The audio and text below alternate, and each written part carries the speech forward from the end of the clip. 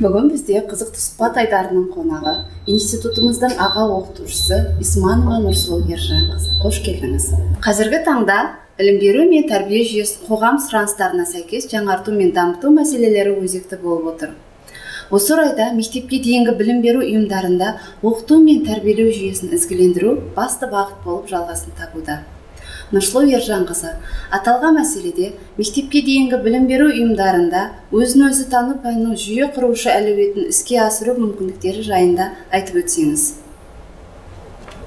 Сұрағыңызға рахмет. Елімізде 2010-2011 оқу жылдан бастап еліміздің барлық білім беру жүйесінде өзін-өзі тану пәнін ендіру жүзеге асырылуда.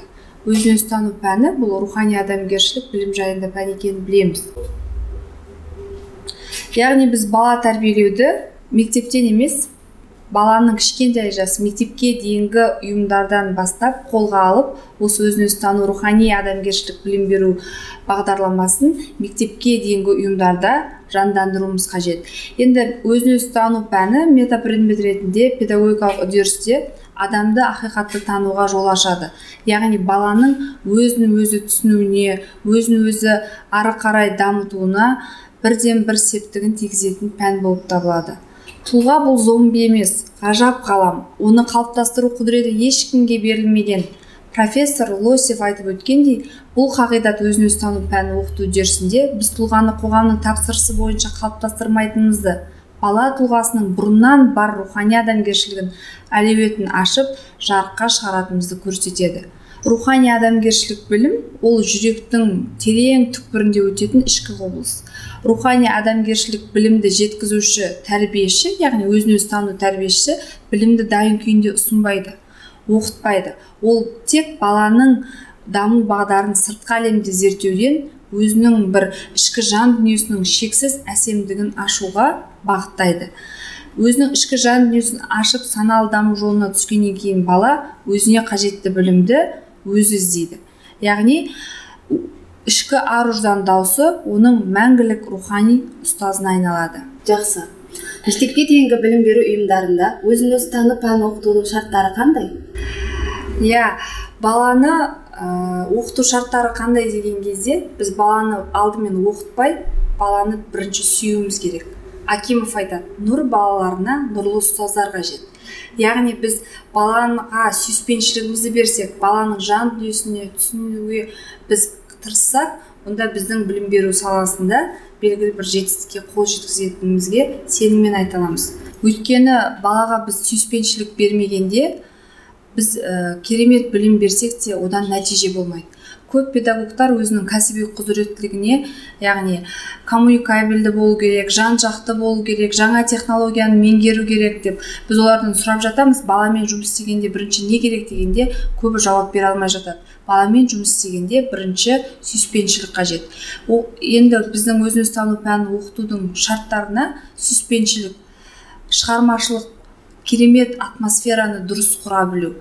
Рухани адамгершілік білім беру үдерісінде тек жағымды және ізгі әдістерді қолдану қажеттілігі. Яғни біз ізгі әдістерді, гуманды ізгі әдістер, ол дегеніміз баланы мақтау, баланы ынталандыру, баланы өзін-өзін дамытуға жағдай жасау әдістері болып табылады.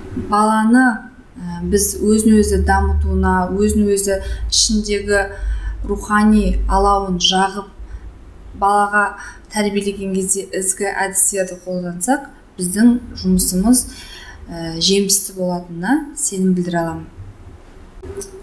Өзін-өзі тану пәнінің мектепке дейінгі тәрбие мен оқытудың білім беру саласындағы интеграциясы туралы айтсаңыз. Орынды сұрақ. Интеграциясы жайлы айту. Интеграция дегеніміздің өзі кіріктіру. Біз өзін-өзі тану пән тәрбиеші 20 минут қана өз тобында өтіп қоймай, ол барлық уақытта рухани адамгершілік білім жайында балаларға айтып отырса, яғни өзінің оқу тәрбие үдерісінің барысында. Мысалы, оқудан тыс іс-шаралар, спорттық іс-шаралар бар бізде, және де мысалы мектепке дейінгі ұйымдарда орыс тілі, ағылшын тілі пәндер өтеді, солардың мазмұнында да рухани адамгершілік білім туралы айтып, яғни сонымен сабақтастырып, кіріктіріп, сол пәндерде ізгі әдістерді қолданып отырса, яғни мектепке дейінгі ұйымның тұтастай педагогикалық үдерісіне ықпалдастыратын болсақ, өзін өзі тану пәнінің одан ары қарай жандана түсетініне сенім білдіреміз. Осы өзін өзін тану пәні мектепке дейінгі білім беру ұйымдарында жүргізіліп жатыр. Осы пәнге деген ата-аналардың көзқарастары қандай? Бұл пәнге ата-аналар үлкен қызығушылық танытуда. Өйткені біз балабақшада балаға өз тану пәнінде не айтамыз? Мейірімділік, руханилық, кішіпейілділік, жалпы адамның бойында болатын жақсы адамгершілік қасиеттер жайында айтамыз. Анаңды жақсы көр, бауырыңды сыйла деген сияқты қарапайым нәрселерді балаларға меңгертеміз. Олар оны үйлеріне ата-аналарына айтып барады. Ата-аналарына балабақшаға келгенде біз оларға да рухани адамгершілік білім жайында үлкен мағлұматтар, бейне сабақтар көрсетеміз. Сонда олар айтады, бұл пәнге деген менің баламның қызығушылығы өте жоғары. Өйткені осы пән арқылы біздің үйде жақсы, жағымды қарым-қатынас орнады деп жатады.